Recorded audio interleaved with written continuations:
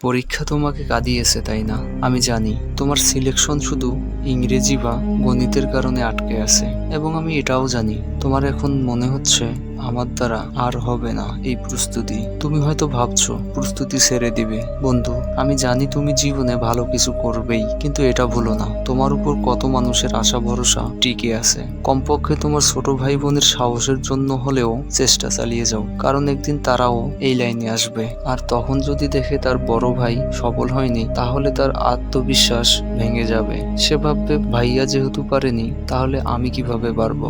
আর যদি তুমি হেরে গিয়ে খালি হাতে বাড়ি ফেরো, তাহলে তোমার ছোট ভাই বোনকে বাইরে পড়তে পাঠাতেও সবাই ভয় পাবে, বলবে একজনকে পাঠিয়েছিলাম কিছু করতে পারেনি। বন্ধু, তোমার হাল ছেড়ে দেওয়ায় অনেক মানুষের আশা ভেঙে যাবে, বিশেষ করে তখন যখন তুমি বাইরে থেকে প্রস্তুতি নিচ্ছ।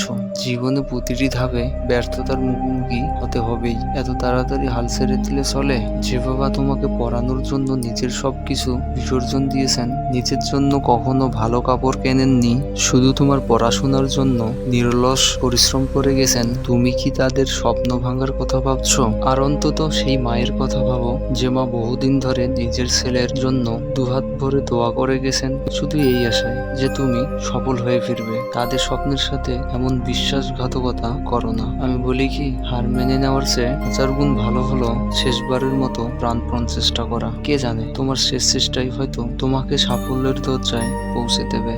ধন্যবাদ বন্ধু।